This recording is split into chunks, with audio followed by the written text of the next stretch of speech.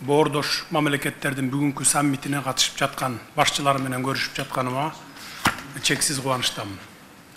Учурдан пайдаланып, сөзүмдүн башында урматтуу Шавкат Миромонович Мирзиёевди Өзбекстан Республикасынын президенти болуп, кайрадан шайланышы менен чын дилимден дагы бир жолу куттуктаймын. Жалпы Боордош өзбек элинин мындан ары өнүгүүсүнө албан ийгиликтерди каалаймын.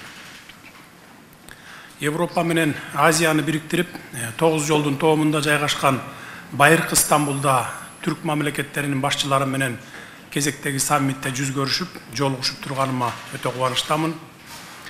Бизди жогорку деңгээлде күтүп алган меймандос түрк элинин улуттук лидери, Түркия Республикасынын президенти урматтуу Режеп Тайып Эрдоган мырзага өзгөчө ыраазычылыгымды жолдойм.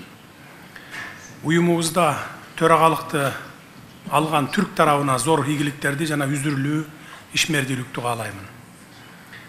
Түрк бир туугандарыбыздын түрк кеңешинин төрагасы гана эмес, түрк кызматташуусу боюнча бардык уюмдардын кыймылдаткыч күчү катары олуттуу демилгелерди ишке ашырышына жана маанилүү иш-чараларды өткөрөрүнө ишенебиз. Ошону менен бирге урматтуу Илхам Кейдарович Алиев мырзаны Азербайжан Республикасынын түрк кеңешиндеги төрагалыгын ийгиликтүү аякташы менен чын жүрөгүмдөн куттуктайм. Азербайжан төрагалыгы маалында ишин мыкты жүргүзүп, биздин мамлекеттер үчүн зарыл болгон демилгелерди жүзөгө ашырды. Ошонун негизинде бүгүн сыйлыкка ээ болдуңуз. Сыйлыгыңыз кут болсун. Түрк дүйнөсүнүн ажырагыс бөлүгү болгон Боордош Түркменстандын түрк кеңешине байкоочу мамлекет болуп киришине байланыштуу түрк дүйнөсүнүн биримдигине, ынтымагына өз салымын кошуп келаткан Түркменстандын президенти урматтуу Гурбангулы Мяликулуевич Бердимухамедовдун чечимин кубаттайбыз.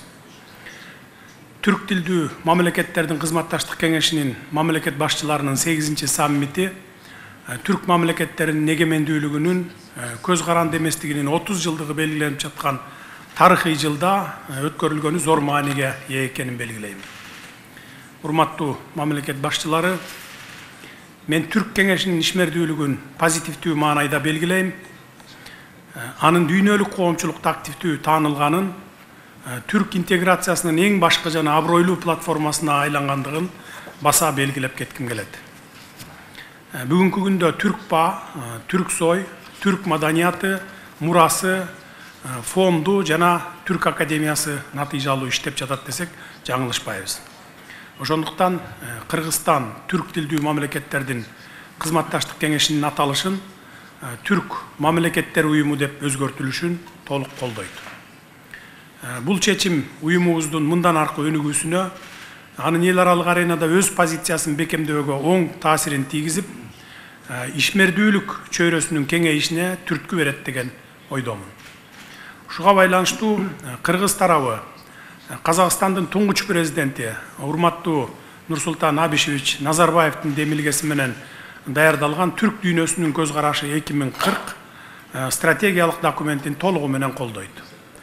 Ошондой эле аталган документ түрк дүйнөсүнүн келечектеги артыкчылыктуу багыттарын көрсөтөт жана жол картасы катары негиздүү ролду ойнойт деп эсептейбиз. Ошондой эле түрк тилдүү мамлекеттердин уюму саясий, соода экономикалык, маданий, гуманитардык, социалдык гуманитардык маселелерди талкуулоо менен бирге өз ара карым катнашыбызды жана байланыштарыбызды көп тараптуу мамилелерибизди өркүндөтүүгө чоң мүмкүнчүлүктөрдү ачып, эл аралык аренада мыкты платформа болуп берет деп ишенебиз. Азыркы экономикалык каатчылыктан бири-бирибизге жөлөк болуп, бири-бирибизге колдоо көрсөтүү аркылуу гана чыгып кетерибизге ишеничибиз чоң. Түрк кеңешинин демилгеси менен түзүлүп, бүгүн биздин колдоого алына турган Түрк инвестициялык фонду өз ара экономикалык мамилелерибиздин реалдуу инструментине айланып, эки тараптуу жана көп тараптуу долбоорлорду ишке ашыруунун механизми катары чоң ролду ойнойт. Биздин мамлекетте түрк уюмдарынын жоктугун эске алып, бул финансылык институтту Түрк инвестициялык фондун Бишкек шаарында жайгаштырууну ылайык көрөбүз. Фондду Кыргызстандын борборунда жайгаштыруунун финансылык гана эмес, саясий да мааниси бар. Себеби Кыргызстан Түрк кеңешинин негиздөөчүлөрүнүн бири. Ал эми биздин кеңешибиздин негизги документтеринде тең укуктуулукту сактоого жана урматтоого чоң маани берилген. Андыктан Түрк инвестициялык фондун Кыргызстанга жайгаштыруу Түрк кеңешинин миссиясына толугу менен жооп берет. Урматтуу мамлекет башчылары, сиздерден Кыргызстандын бул багыттагы позициясын колдоп коюңуздарды өтүнөм. Урматтуу мамлекет башчылары, боордош түрк тарабы эл аралык аренада кызуу талкууларды жаратып жаткан жашыл технологиялар жана акылдуу шаар санариптик доордо темасын күн тартибине киргизгенин толук колдойбуз. Себеби бүгүнкү күндөгү эң актуалдуу маселелердин бири болуп турган климаттын өзгөрүшүнүн шартында жана пандемиядан кийин экономиканы толук калыбына келтирүү үчүн жашыл технологияларды жана санариптештирүү ыкмаларын толук колдонуубуз зарыл. Кыргызстан үчүн жашыл өнүгүүнүн эң маанилүү тиреги гидроэнергетиканын потенциалын толук ишке киргизүү деп эсептейбиз. Кыргызстан кичи жана орто кестерди куруу боюнча бир катар долбоорлорду ишке ашырууну көздөп жатат. Ушуга байланыштуу Кыргыз тарабы энергетикага түз инвестиция тартуу, гидроэлектростанцияларды куруу жана кайра жаралуучу энергия булактарын өнүктүрүү жаатында кызматташтыкты мындан ары өнүктүрүүгө кызыктар. Кыргыз тарабы бул багытта бардык кызыктар өлкөлөрдүн катышуусун талкуулоого даяр. Мен бул маселени Глазго шаарында болуп өткөн климаттын өзгөрүүсү боюнча дүйнө лидерлеринин саммитинде да баса белгиледим.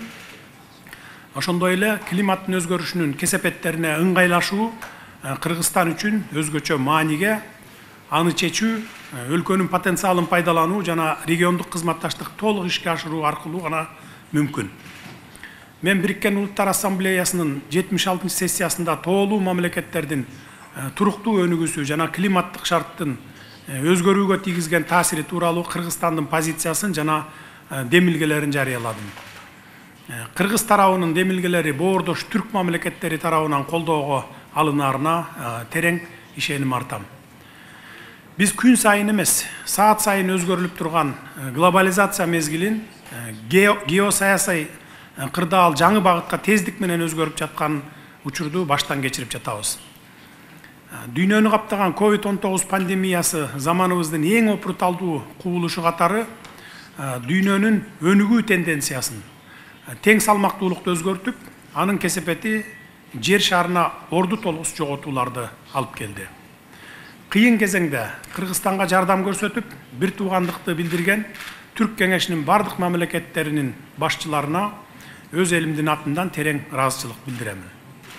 Урматтуу коллегалар, азыркы учурда дүйнөлүк геосаясий кырдаалда курчуп турат. Бул биринчи кезекте Афганистандагы акыркы айлардагы окуялар менен терең байланышта.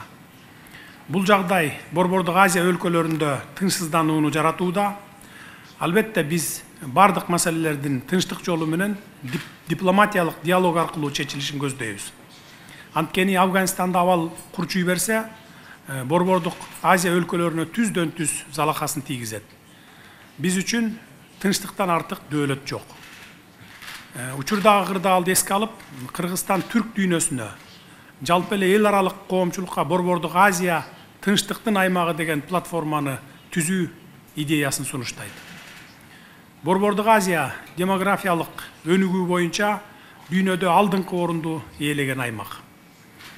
Ата-бабаларыбыз байыртадан тынчтыкта жана ынтымакта жашоонун принцибин сабырдуулукту жогору баалап келген. Биз аны жаңы кырдаалда ыйык тутуп, биздин аймакты тынчтыктын, бир туугандыктын, ынтымактуу коңшулардын аймагы катары көргүбүз келет. Борбордук Азиянын элдери эзелтен тынчтыкты сүйүп, жанаша жашоонун принциптерин баалай билген. Урматтуу мамлекет башчылары, ардактуу боордошторум, Кыргызстан түрк дүйнөсүнүн ажырагыс бөлүгү, Кыргызстан түрк дүйнөсүнүн ичара карым катнашына, бир туугандык байланыштарына мындан ары да активдүү катышат жана түрк мамлекеттеринин интеграциялык процесстеринин өнүгүшүнө бараандуу салымын кошот. Биздин тарыхыбыз да, тилибиз да бир, ата бабаларыбыздан керез калган насаатты ыйык тутуп, мындан ары да биргебиз жана биримдиктебиз. Биздин күчүбүз ынтымакта жана биримдикте.